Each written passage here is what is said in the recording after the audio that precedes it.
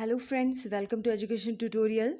आज हम medieval India का सेकंड टॉपिक डिस्कस कर रहे हैं। इससे पहले हम एनसीईआरटी इंडिया के बाकी टॉपिक्स और मेडिएवल इंडिया का दिल्ली सल्तनत का टॉपिक डिस्कस कर लिया है। अगर आपने वो वीडियो नहीं देखी है तो मेरे चैनल पे जाके आप उन वीडियोस को भी देख सकते हो। नेक्स्ट हमारा आता है मुगल एम्पायर। तो मुगल वंश में जितने भी शासक थे या मुगल जो आए जिन्होंने मुगल साम्राज्य की स्थापना की, वो की गई थी देखिए बाबर के द्वारा। पर ये किस वंश से संबंधित रखते थे? फर्स्ट क्वेश्चन यही आता है एग्जाम में। तो ये रखते थे तुर्की के चुगताई वंश से संबंध। और फ्रेंड्स, इनकी राजधानी थी समरकंद। क्लियर? चुगताई वंश और समरकंद इनकी राजधानी थी। बाबर ने काबुल पर किस ईस्वी में अधिकार किया? तो बाबर ने काबुल पर 1504 ईस्वी में अधिकार किया और इसने बादशाह की उपाधि कब धारण की थी? 1507 में। ओके फ्रेंड्स, नेक्स्ट आता है जो सबसे पहले मुगल साम्राज्य के शासक आते हैं। आपको मैंने दिल्ली सल्तनत में कि उसका अंत जो है किसके युद्ध के साथ हुआ? बाबर और इब्राहिम लोदी के साथ। क्लियर? तो बाबर ने क्या किया? इब्राहिम लोदी के साथ युद्ध करके उसमें बाबर विजय हुआ और दिल्ली सल्तनत का सारा क्या हो गया? मतलब दिल्ली सल्तनत का जितना भी साम्राज्य था वो सारा का सारा समाप्त हो गया। उसके पश्चात क्या हुआ? बाबर ने मुगल साम्राज्य की स्थापना की। तो बाबर के बारे में हम पढ़ेंगे। बाबर का पूरा नाम क्या था? तो बाबर का पूरा नाम था जहीरुद्दीन बाबर। ओके फ्रेंड्स, बाबर का पूरा नाम था जहीरुद्दीन बाबर। नेक्स्ट आते हैं हमारे बाबर के कितने पुत्र थे? तो बाबर के 4 पुत्र थे। कौन कौन थे? हुमायूं, कामरान, अस्करी और हिंदाल। ओके, हुमायूं, कामरान, अस्करी और हिंदाल। नेक्स्ट क्वेश्चन आता है फ्रेंड्स, बाबर ने भारत पर कब आक्रमण किया? तो भारत ने पहला आक्रमण, देखिए नॉर्मल जो आक्रमण किया गया था 1519 में किया था यूसुफजाइयों के विरुद्ध। पर महत्वपूर्ण आक्रमण जो पूछा जाए वो पानीपत का प्रथम युद्ध था। क्लियर?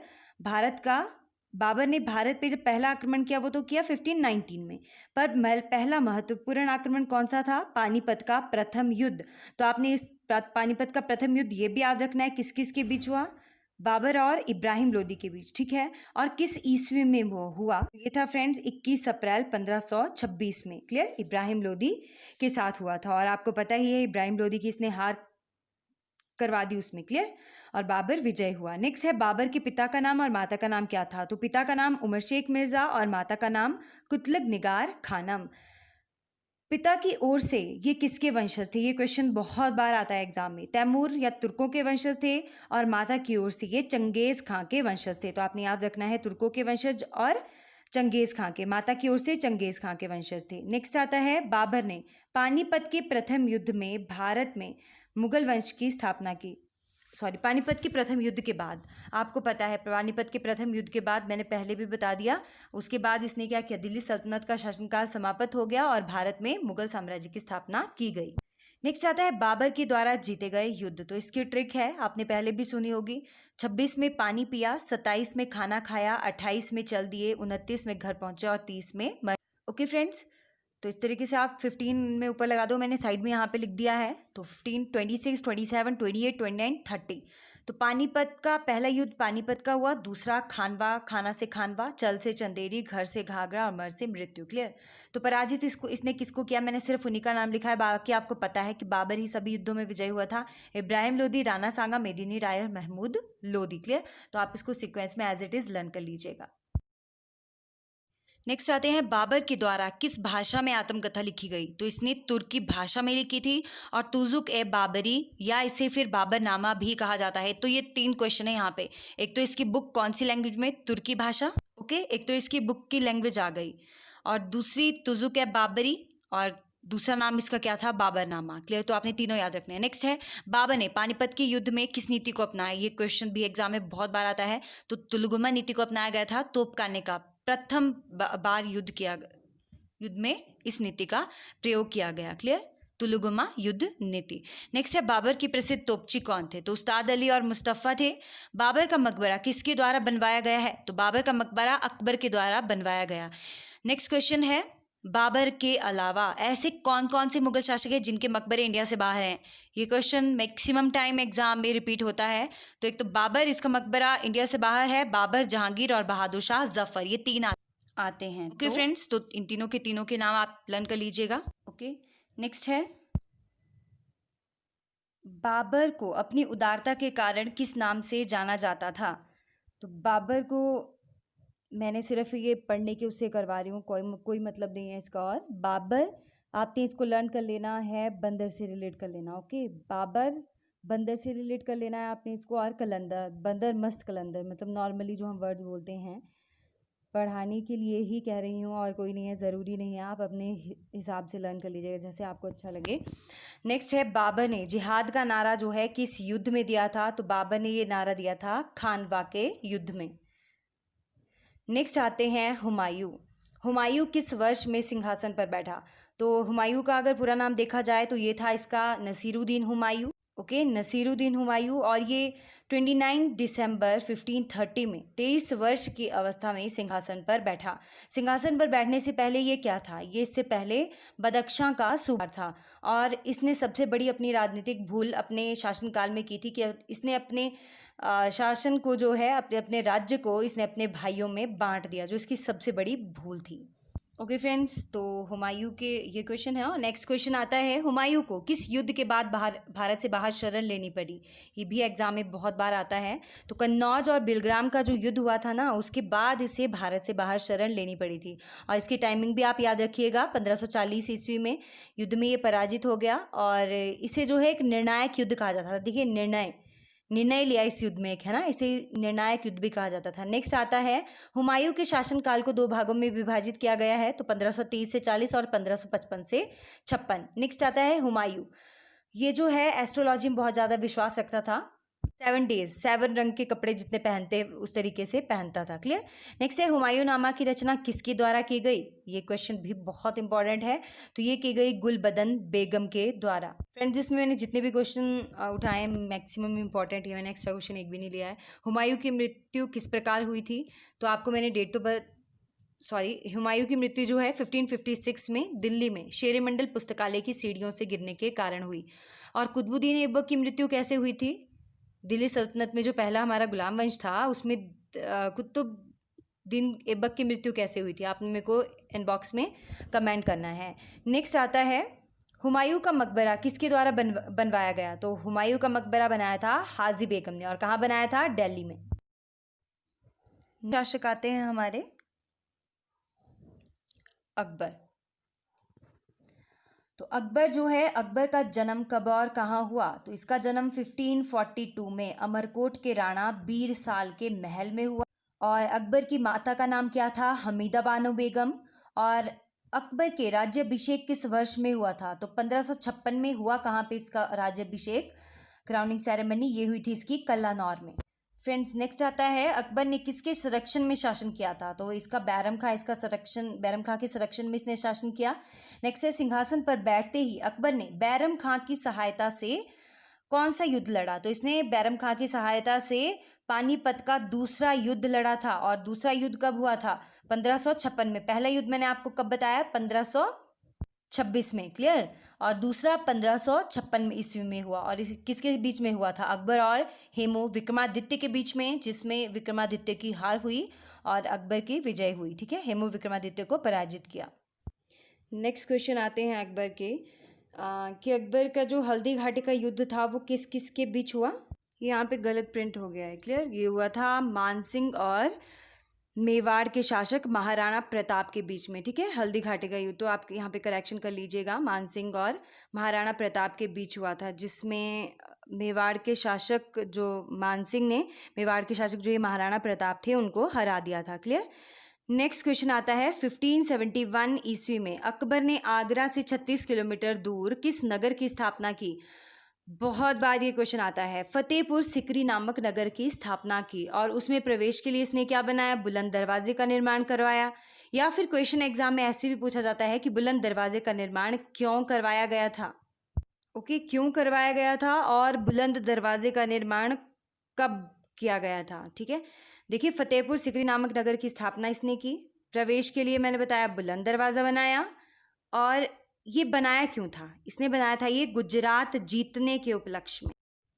और कब बनाया? 1571 में। ठीक है, ये ऊपर ही मेंशन कर दिया हुआ इसके साथ ही।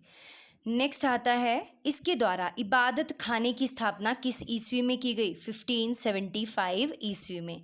नेक्स्ट आता है, अकबर के द्वारा किस धर्म की स्थापना की गई तथा उसे किसने स्वीकार किया था? मतलब सबसे पहले जो धर्म बनाया ना अकबर ने, उसने स्वीकार किसने किया था उसको? तो वो आता है अकबर। अकबर के द्वारा जो है, इसने देखिए अकबर ने कौन सा धर्म बनाया? क्वेश्चन है दीन ए इलाही। दीन ए इलाही से तौहीद ए इलाही भी कहा जाता है, ठीक है, but Deen A Ilahi maximum आता है। दीन ए इलाही धर्म की स्थापना इसके द्वारा की गई और इसको अपनाया किसने था? सबसे पहले बीरबल अंतिम हिंदू शासक था जिसने इसको स्वीकार किया। और बाबर ने जजिया कर किस ईस्वी में समाप्त किया? तो 1564 में, 1564 में इसने खत्म किया था। अकबर के दरबार में नवरत्न कौन कौन थे? बीरबल, मानसिंह, फैजी, टोडरमल, अब्दुल रहीम, अब्बुल फजल, तानसेन, भगवान दास, मुलादो प्याजा। मैं आपको एक ट्रिक वे में भी करवा दूंगी क्वेश्चन, उस वीडियो में सिर्फ ट्रिक्स ही डालूंगी। मतलब ये भी आता है कि तानसेन किससे रिलेटेड थे, टोडरमल किससे रिलेटेड थे, क्लियर? तो ये क्वेश्चंस भी उसी में करवा दूंगी मैं साथ में आपको। नेक्स्ट आता है, अकबर ने महाभारत का किस नाम से अनुवाद करवाया? तो इसने महाभारत का फारसी भाषा में, और नाम था रम्ज़नामा नाम से अनुवाद करवाया। ओके फ्रेंड्स, इसके द्वारा मनसबदारी प्रथा लागू की गई और इसकी मृत्यु, यहाँ पे प्रिंट नहीं हुआ है, इसकी मृत्यु जो है किस वर्ष हुई थी? तो 1605 में इसकी मृत्यु हुई। इसके मकबरे का निर्माण किसने करवाया? तो जहांगीर के द्वारा आगरा के निकट सिकंदरा नामक स्थान पर इसके मकबरे का निर्माण करवाया गया। और ये क्वेश्चन भी आता है, सूफी संत शेख सलीम चिश्ती ये किसके समकालीन थे? तो ये अकबर के समकालीन थे। Hope you like the content friends. Next आते हैं जहांगीर। जहांगीर का बचपन का नाम क्या था? तो इसके बचपन का नाम क्या था? सलीम था। और इसे कौन सी उपाधि दी गई? तो इसे नूरुद्दीन की उपाधि दी गई थी। ओके फ्रेंड्स, नेक्स्ट आता है, इसके द्वारा सिखों के किस गुरु को फांसी की सजा दी गई? तो दी गई थी गुरु अर्जुन देव को। नेक्स्ट इज, इसका विवाह किसके साथ हुआ? तो इसका विवाह हुआ था शेर अफगान की विधवा मेहरुन्निसा के साथ। और आपको पता है मेहरुन्निसा बाद में किस नाम से प्रसिद्ध हुई? तो ये नूरजहां के नाम से प्रसिद्ध हुई। नेक्स्ट इज, नूरजहां की माँ अस्मत बेगम ने क्या विधि खोजी थी? इसने खोजी थी गुलाब से इत्र निकालने की विधि।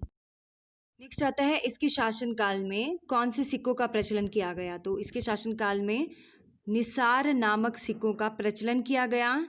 नेक्स्ट इज, इसके शासनकाल को किस कला का श्रेष्ठ काल या सर्वोच्च कला कौन सी थी इसके काल की? तो ये थी आपके कौन सी? चित्रकला। क्लियर? नेक्स्ट इज, ये जहांगीर की टाइमिंग हम पढ़ रहे हैं। नेक्स्ट आता है, इसने अपनी जनता को न्याय दिलवाने के लिए, इसे देखिए न्यायप्रिय राजा भी कहा जाता था जहांगीर को, ठीक है। और जहांगीर ने अपनी जनता को न्याय दिलवाने के लिए क्या किया था फ्रेंड्स? इसने अपने महल के बाहर सोने की जंजीर का निर्माण करवाया था। क्लियर? नेक्स्ट इज, जहांगीर ने अपनी आत्मकथा, दो ही ऐसे राइटर्स हैं जिन्होंने अपनी आत्मकथा लिखी है, क्लियर, मुगल साम्राज्य में। एक तो सबसे पहले बाबर आते हैं, बाबरनामा जिसने लिखी है, और सेकेंड नंबर पे जहांगीर आते हैं जिन्होंने क्या लिखी? तुजुक-ए जहांगीरी। तो कौन सी लैंग्वेज में लिखी इन्होंने? तो ये लिखी फारसी भाषा में। नेक्स्ट है फ्रेंड, इसके शासनकाल में कौन सा अंग्रेज भारत आया था? तो प्रथम अंग्रेज आया किसके शासनकाल में? जहांगीर के शासनकाल में। तो याद रखना कि मुगल साम्राज्य में किसके शासनकाल में प्रथम अंग्रेज आया था? तो ये आया था जहांगीर के समय में। कौन आया था? Captain Hawkins. ओके फ्रेंड्स, यहाँ तक क्लियर है। इसके बाद पढ़ेंगे हम जहांगीर का ही बारे में। जहांगीर के शासनकाल में इसने क्या किया? इसके शासनकाल में अंग्रेजों ने सूरत में प्रथम व्यापार केंद्र की स्थापना की। यह सिंपल सा क्वेश्चन है कि सूरत में प्रथम व्यापार केंद्र की स्थापना किसके शासनकाल में की? तो जब अंग्रेज इसके समय में आए तो ऑब्वियस अंग्रेजों ने सूरत में प्रथम व्यापार केंद्र की स्थापना की। टाइमिंग आप इसकी लर्न कर लीजिएगा, 1613 ईस्वी में। नेक्स्ट है, जहांगीर की मृत्यु कब हुई? तो 1627 ईस्वी में इसकी मृत्यु हो गई। इसके मकबरे का निर्माण किसके द्वारा करवाया गया? तो इसके मकबरे का निर्माण नूरजहां ने लाहौर के निकट शाहदरा नामक स्थान पर करवाया। ओके फ्रेंड्स, नेक्स्ट आते हैं शाहजहां। शाहजहां के बचपन का नाम क्या था? तो इनके बचपन का नाम था खुर्रम। नेक्स्ट आता है, ये किसका पुत्र था? तो जो शाहजहां हैं वो जगत गोसाई जोधाबाई का पुत्र था। नेक्स्ट है, इनका विवाह किसके साथ हुआ? तो शाहजहां आपको पता है इनका विवाह हुआ था मुमताज़ महल। तो ये कौन थी मुमताज़ महल? नूरजहां के भाई आसिफ खां की पुत्री। ऐसे इनका नाम पता है क्या था? गलत प्रिंट हो गया यहाँ पे, तो आप यहाँ से चेक कर लीजिएगा, ठीक है। अर्जुमंद बानो बेगम था इसका नाम, जो बाद में कौन से नाम से प्रसिद्ध हुई, महल के नाम से प्रसिद्ध हुई। इसके द्वारा किस सिंहासन का निर्माण करवाया गया, तो इसने करवाया था मयूर सिंहासन का निर्माण। ओके फ्रेंड्स, नेक्स्ट आते हैं, शाहजहां ने दिल्ली के निकट किस नगर की स्थापना की, तो इसने दिल्ली के निकट शाहजहानाबाद नगर की स्थापना की और इसने आगरा से राजधानी इस स्थान पर परिवर्तित की थी। क्लियर। नेक्स्ट आता है, इसके किले में इसने अपने जो लाल किला बनाया है उसमें इसने 2 महलों का निर्माण करवाया था, वो थे दीवाने खास और दीवाने आम। फ्रेंड्स, ये दीवाने खास और दीवाने आम क्या थे? दीवाने खास जब कोई मीटिंग्स होती थी, खास जो महल होता था उसमें तो चुनिंदा लोग ही आते थे और दीवाने आम में आम साधारण जनता भी विद्यमान होती थी। क्लियर। नेक्स्ट आता है, इसका मकबरा किसके द्वारा कहाँ बनवाया गया है, तो इसके द्वारा स्वयं अपना और अपनी बेगम मुमताज़ महल का मकबरा, आपको भली भांति आप परिचित हो इससे, ताजमहल के नाम से प्रसिद्ध है। क्लियर। ताजमहल को बनाने वाले वास्तुविद होता है, आर्किटेक्चर्स कौन थे, तो ये थे उस्ताद ईशा खां और उस्ताद अहमद लाहौरी। कुछ एक इसके इंपॉर्टेंट पॉइंट्स हैं जो आपने लर्न करने हैं। नेक्स्ट है, ताजमहल में प्रयुक्त होने वाला संगमरमर कहाँ से लाया गया था, तो आपको पता है कहाँ से लाया गया था, ये मकराना राजस्थान से। नेक्स्ट है, शाहजहां के द्वारा बनाई गई कौन सी कृति बौद्ध विहार की जैसी है, मतलब जैसा बौद्ध विहार है वैसा ही लगता है, वो कौन सी कृति है, तो वो है पंचमहल। नेक्स्ट है, शाहजहां ने आगरा में तथा दिल्ली में किस मस्जिद का निर्माण कराया, तो आगरा में इसने मोती मस्जिद और दिल्ली में जामा मस्जिद का निर्माण करवाया। फ्रेंड्स, नेक्स्ट आते हैं हमारे, कौन आएगा अभी, शाहजहां हमने कवर किया, इसके बाद अब इसी के क्वेश्चंस रहते हैं।